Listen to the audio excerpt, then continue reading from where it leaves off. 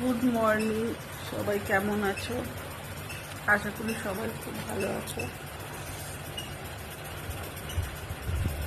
আমার শরীরটা একটু খারাপ, তো অনেক দিন ভিডিও পোস্ট করিনি, তো ভাবলাম নিজের ভয়েসে কিছু ভিডিও করি।